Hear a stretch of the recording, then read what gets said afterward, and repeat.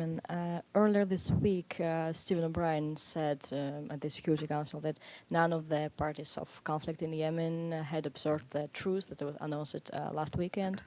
In this case, does UN envoy Ismail Sheikh Ahmed work on the new ceasefire with parties? It's not so much working on a new ceasefire. It is working on trying to convince the parties to observe a humanitarian pause, which they have yet to do. Despite the lack of a pause, despite the continuing fighting, UN agencies working with local partners and local staff are able to distribute some food, as I've just said today, some supplies, which is basically a drop, a grain of sand in the desert.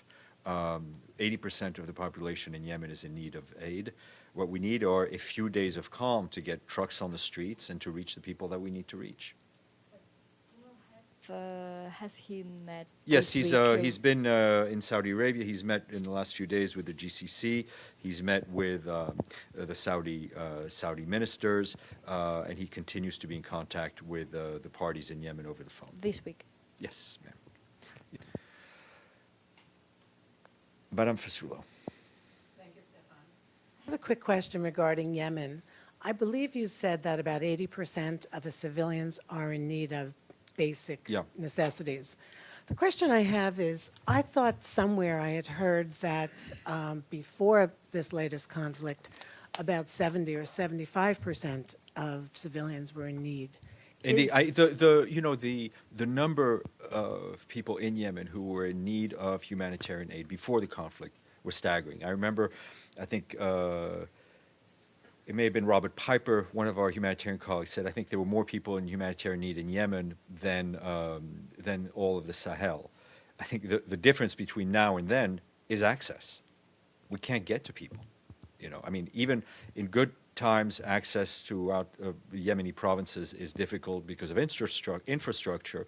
If you're in the middle of a combat zone, it becomes nearly impossible.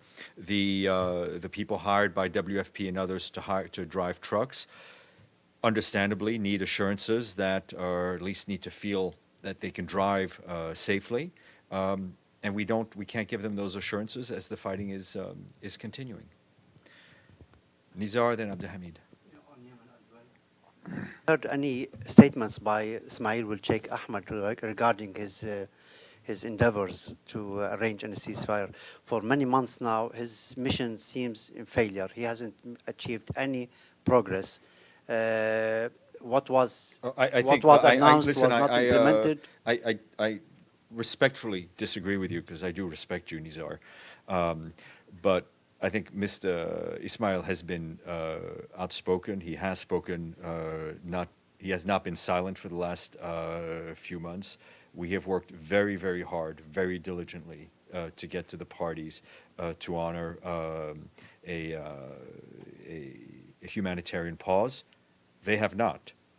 The responsibility for a lack of humanitarian pause does not lie with the mediator. It lies with the parties. At least he did not announce anything regarding targeting hundreds of schools in Yemen or civilian infrastructure. Yes, there were statements from the Secretary General. In Saada alone, 50 schools were totally demolished. The Special Envoy represents the Secretary General. A statement by the Secretary General covers the opinions of the Special Envoy. Abdelhamid, then Masoud.